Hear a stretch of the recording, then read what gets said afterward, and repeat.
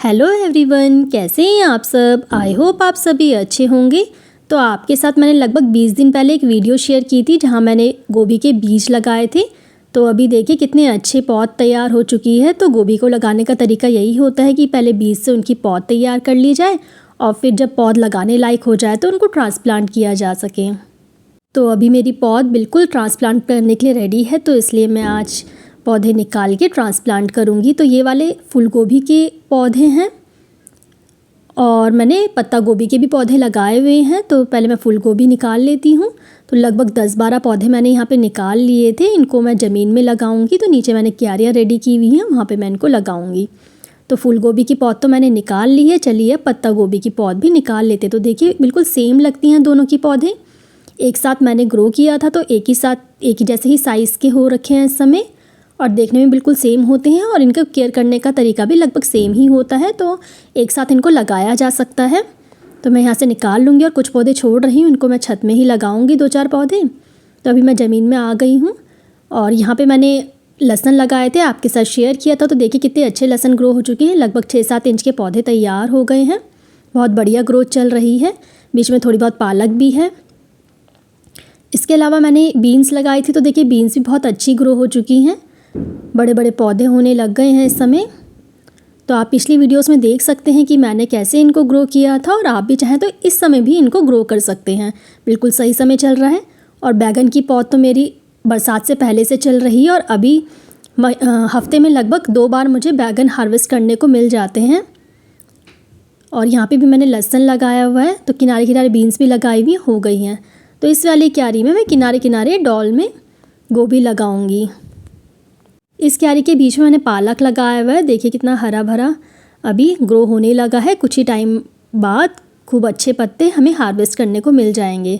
तो बस गोभी लगाने का तरीका तो बहुत ही आसान है। इस तरीके से हमें थोड़ा सा खोदना है और वहाँ पे गोभी लगा लेनी है। तो जैसे डॉल्स वगैरह होती हैं तो वहाँ पे अगर हम इसको लगाते हैं तो बहुत ही अच्छी ग्रो होती है।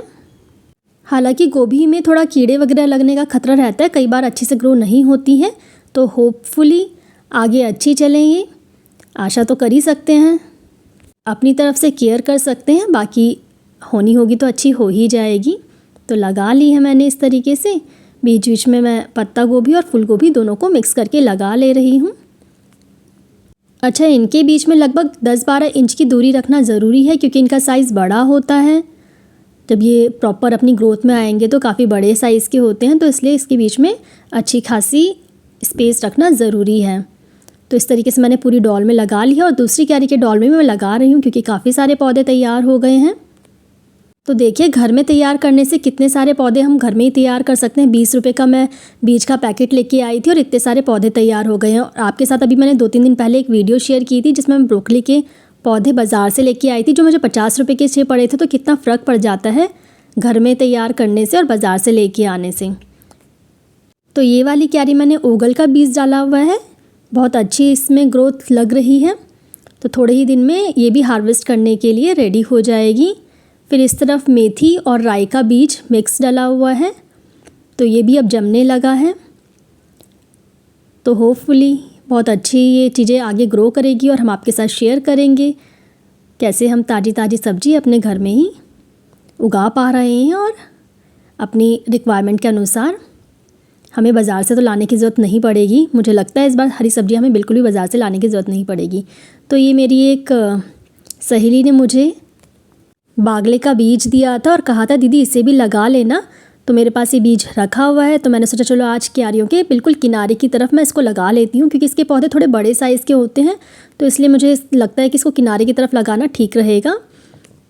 अच्छा, ये वाली सब्ज़ी ऐसी होती है कि एक बार अगर पौधे लग जाएं तो खूब भर भर के गुच्छे में सब्ज़ी आती है। तो अगर मेरे पास 5-7 पौधे भी अच्छे से लगा लूँगी मैं, तो बहुत अच्छी सब्ज़ी हमें आगे आने वाले टाइम में हार्वेस्ट करने को मिलेगी।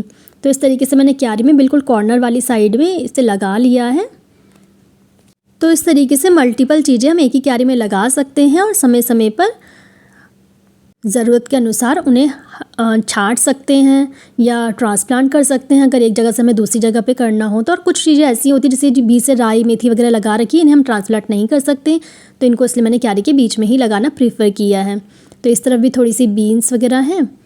तो अभी सुबह सुबह के लगभग 6-7 बज रहे हैं और सुबह सुबह ही मैं ये काम कर लेती हूँ क्योंकि बाद में फिर टाइम नहीं मिल पाता है। तो आगे रिज़ल्ट देखने के लिए हमारे साथ बने रहिएगा। बाय।